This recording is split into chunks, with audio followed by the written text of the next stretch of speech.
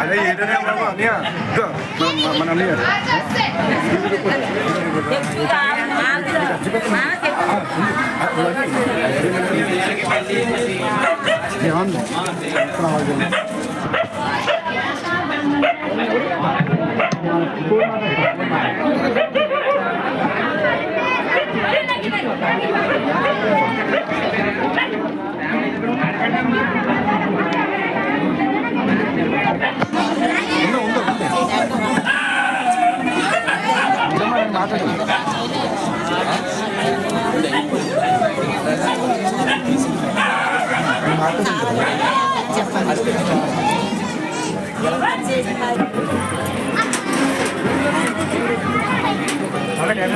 అమ్మ ఒకసారి ఉండు ఫోన్ మాట్లాడితే వెయ్యగలవు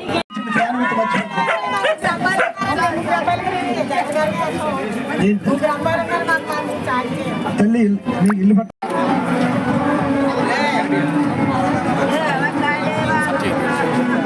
పెట్టావా సదస్సు పెట్టావా ఏమన్నా చెప్పడానికి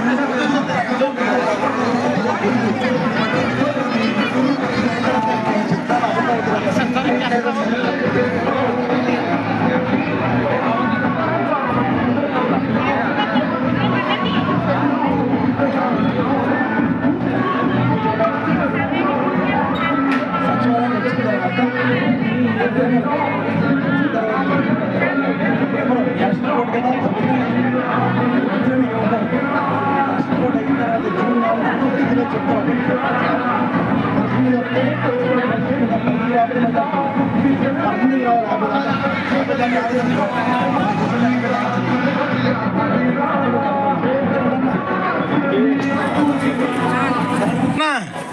ఫ్యాన్ గుర్తు మర్చిపోతారా వెళ్ళానమ్మా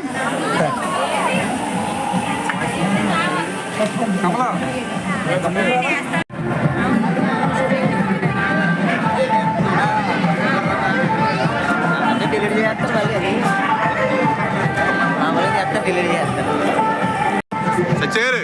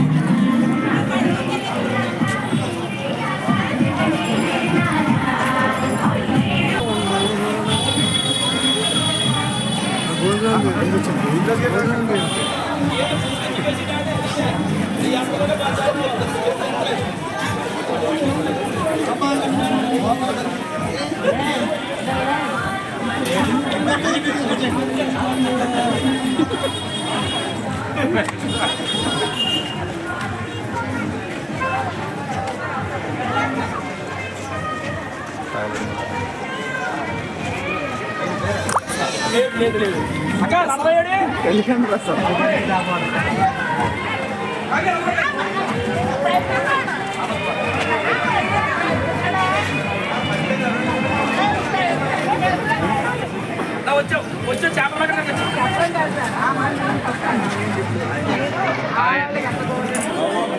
ధన్యవాదాన్ని లేకపోతే ఇప్పుడు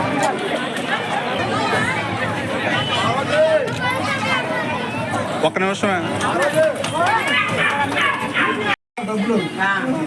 చూసుకుంటా మీరంటే పేరడు బాబు తిరుగుతున్నాను వెళ్తాను